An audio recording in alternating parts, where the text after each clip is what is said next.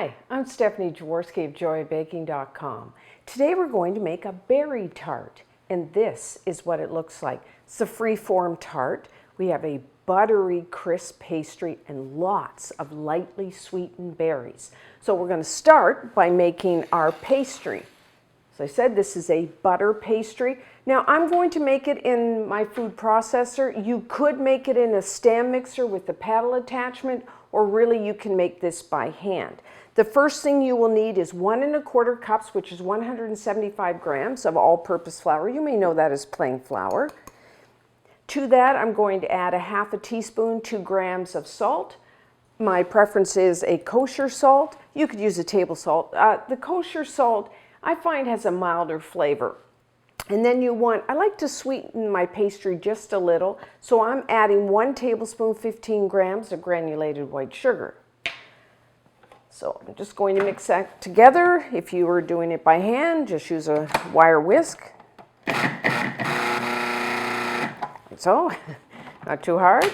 So now what we're going to do is add 1/2 cup, which is 113 grams of cold, unsalted butter. You want to make sure it's really nice and cold. And what I've done is just cut it into, chunks.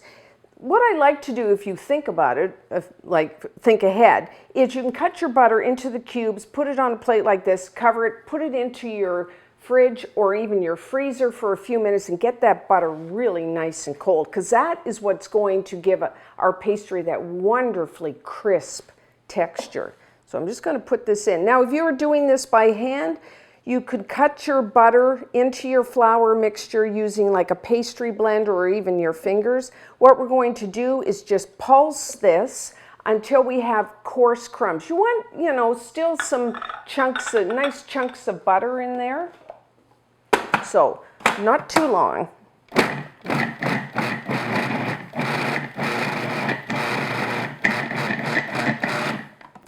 Check. Still have some really big chunks, so I'm just going to pulse it just a few more seconds. Okay, so there you have it. I don't know whether you can see, I still have some fair-sized chunks of butter in here. That's what you want. So now, we're going to add some nice ice-cold water. So you can see I have a glass here with ice in there. And so you will need, depending how much moisture your flour will absorb, between 3 and 4 tablespoons of your ice water. I'm going to add, maybe 3 now. The thing is, when we now mix this, you don't want a solid ball of dough. You just want everything moistened, and then when we kind of grab it, it will hold together, but you don't want that solid ball of dough. So now I'm just going to pulse this for a few seconds. Okay, now I've got some sticking on the side. I'm just going to scrape that down. If you were doing this by hand, you could just toss it with a fork, your mixture. Okay. Do it a few more seconds here.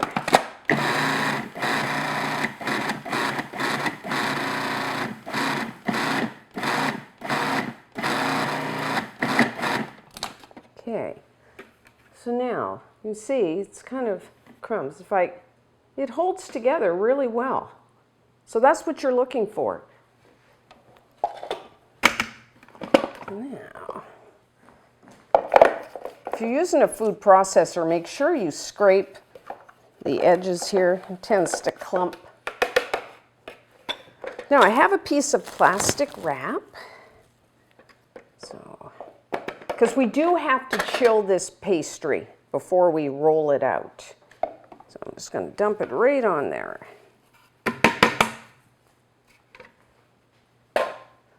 And then I'm just going to use my plastic wrap to kind of bring it all together. The less we handle this, the better.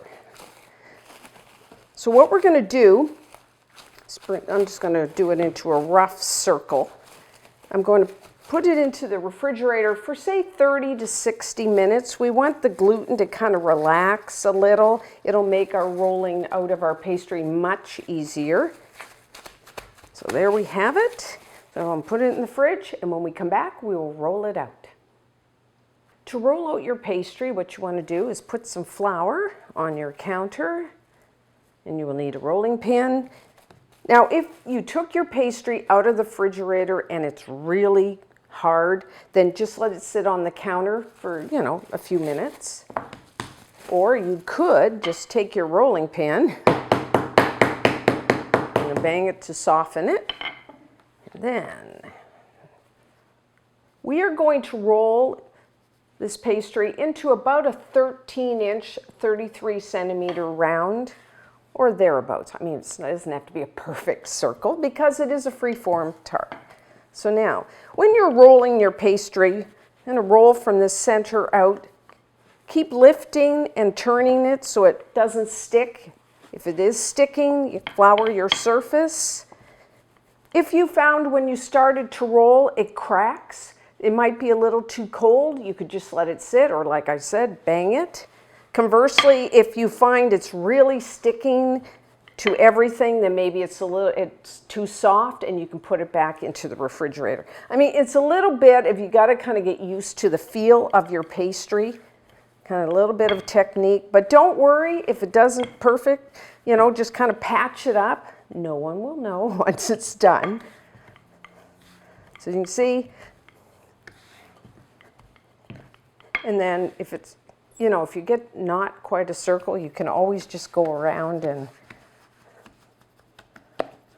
but like I said, it's a free-form tart, so it's very forgiving. And periodically, you could just roll your hand over the pastry to make sure it's of even thickness. And then the ruler. Well, I'm happy with that. So now we're going to transfer it to a parchment lined baking sheet. So how I do it is I take my rolling pin, I put this and roll it. And as you're rolling, if you see that there's too much flour, you could just take a pastry brush or even just your hand and just brush off that extra flour. And then take it on top and then unroll it like that. So now, every time you work your pastry, then you want to put it back into the refrigerator and let it chill up a little. Let that gluten relax, and then if the pastry needs to shrink, sometimes it shrinks a little, we'll let it do that. So I'm just going to put this into the fridge while I preheat the oven to 400 degrees Fahrenheit, which is 200 degrees Celsius. And then when we come back, we'll sweeten our berries and we'll bake off our tart. So now for our berries, you will need about a pound, 450 grams of fresh berries. Today, it depends what's in season, but I actually have the raspberries, the blackberries, the blueberries, and strawberries. You can do any amounts to get that pound, 450 grams. So for the strawberries, because they're pretty large, make sure you wash your berries, and then dry them. So what I do with the strawberries, say it's that size, I take off the top, and then I just cut it in half, like that. So, taste your berries. The amount of sugar you add will really depend how sweet your berries are. Mine are not as sweet as I'd like. So I find between 3 and 4 tablespoons, that's about 35 to 50 grams of granulated white sugar. Like I said, mine are a little on the tart side, so I'm going to add that 4 tablespoons. And then to thicken the juices, berries tend to release a lot of juices. I'm putting 1 tablespoon, about 8 grams of cornstarch. Flour could also be used instead of the cornstarch. And then I'm just going to gently toss that. We don't want to crush our berries. Make sure everything's all coated.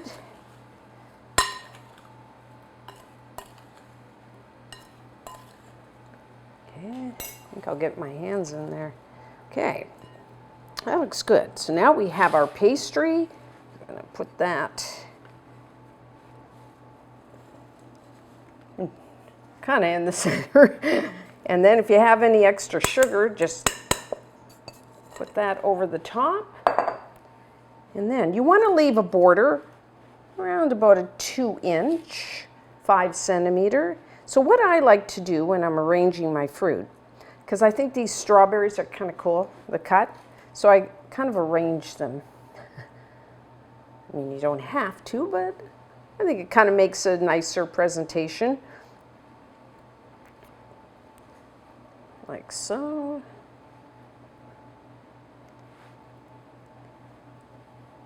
I think I have a little too thick in the center there. It is kind of artfully, randomly arranged. You want to make sure you can show all the berries. Okay, so now that looks pretty good. I'm happy with that. Wipe my hands. So now what we're going to do is take our pastry and wrap it up and over, kind of pleat it as you go.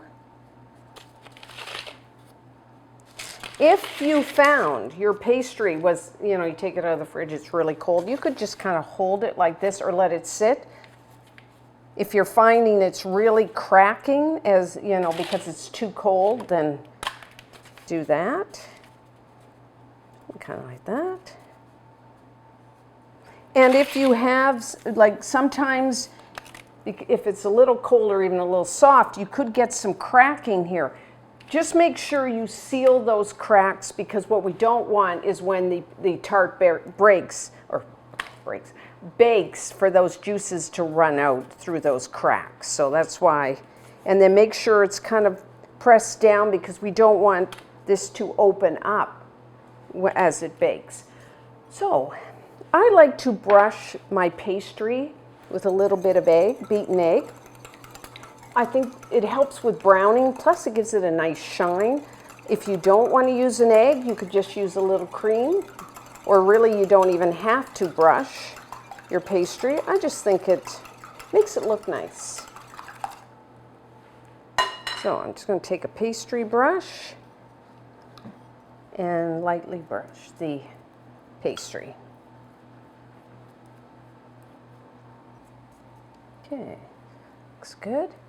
If you wanted to, you could just sprinkle a little like granulated white sugar or even sparkling sugar on the pastry if you'd like to add a little crunch to your pastry. So now, baking. Everyone's oven is a little different. I find 30-35 minutes. What you're looking for is your pastry will be set in beautiful golden brown. And you want the berries to be softened, but you don't want them mushy. And the juices will be starting to run. So 30-35 minutes.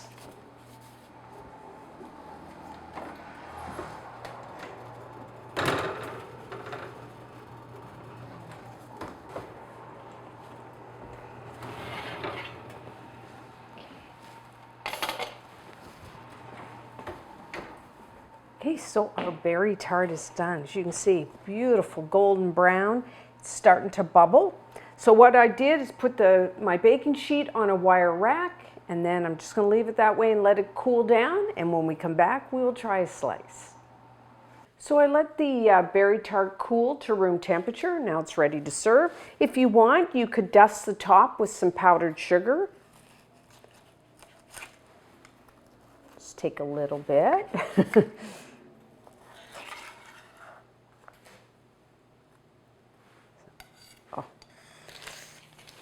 The advantage of a tart like this instead of a two-crusted pie, normally with a pie you have to let it sit several hours before you serve, whereas this, once it cools down a little, enough to cut it, you can go ahead.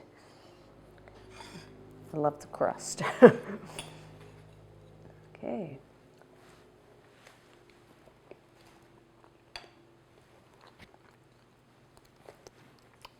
Very good. I love this type of pastry, a butter pastry. It has a butter flavor, but it's also wonderfully crisp. And then that goes so well with the lightly sweetened berries. You know, you can serve it on its own, or very good with a scoop of vanilla ice cream or even some whipped cream. Leftovers, you can cover and store them in the refrigerator for a couple days, and then, you know, sometimes I eat it cold, sometimes you can let room temperature, or you can just put it in your microwave and warm it up a bit. So make this one. And until next time, I'm Stephanie Jaworski of joyabaking.com.